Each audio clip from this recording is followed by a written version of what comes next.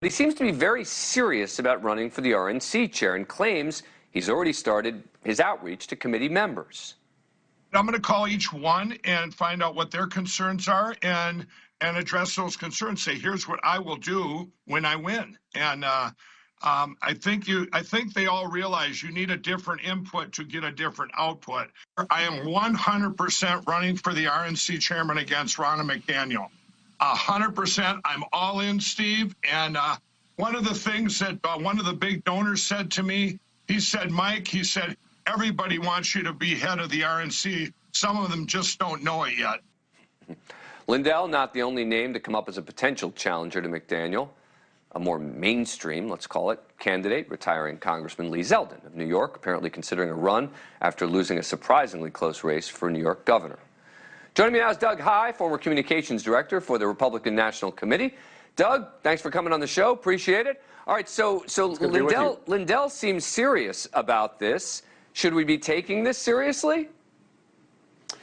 No. Look, his odds of becoming the RNC chair, to put it in round numbers, is going to be the roundest number of all, 0. But let me explain to you why. Two reasons. One is procedural. The members of the RNC it's what we call the 168.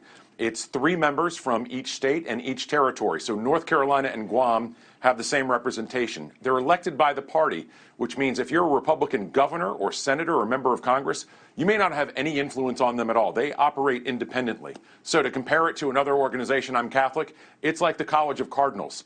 Who wins? People who are already Cardinals. You don't win this vote for the RNC chair unless a president, a sitting Republican president, appoints you. You don't win it if you've not been a member of the club. Michael Steele won in 2010, but he had been previously a state party chair, so he had been in the club. The other reason is not procedural. It's everything that you just displayed.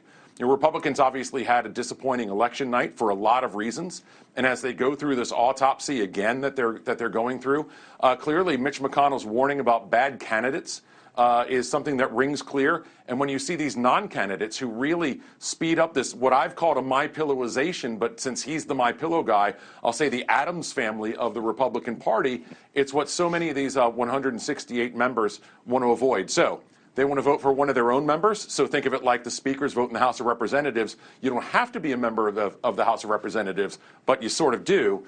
They also want to avoid this kind of Looney Tunes politics. Right. I mean, I would think that the RNC would recognize that that is Looney Tune politics. Will he get any support at all? Look, it's a secret ballot, so in theory, there are some people who could get, who could support him, but they would be on the fringe within the party themselves. So could he get 5 votes or 10 votes? Maybe, but he's going to have to go through this process if he goes through the process. So think of it like Donald Trump promising to do something in 2 weeks and then not actually doing it. He's going to have to call 168 people one at a time and apparently convince people of what they want that they don't know what they want. But I'll tell you, they know what they don't want. And it's a guy who sells pillows and stockings and all other kinds of merchandise on TV. I understand for a lot of the Trump world, the revolution must be monetized, but this isn't your salesman. Yeah, and this is a question and answer I enjoyed. He gave a statement to CBS News when asked whether he'll accept the RNC election results. And his answer was, that's a pretty good question.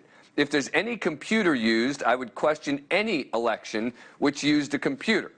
So sounds like he may challenge the election results of the RNC as well here. On a much more serious note, Lee Zeldin have any shot?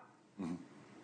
Well, look, he's obviously a more credible candidate, and there are members who are looking for alternatives, but he has that same challenge of you've got to convince people who are members of a country club that you don't belong to. Yeah. And they may like you. They may think you're a great golfer that might come and visit and be a ringer on the golf tournament at the country club, but you're still not in that club, and it's a really tough hurdle to overcome. Interesting. All right, Doug Heye, thank you for the perspective. Really appreciate it. Thank you for watching. Go to NewsNationNow.com to find NewsNation on your cable provider. And don't forget to click the red subscribe button below to get more of NewsNation's fact-driven, unbiased coverage.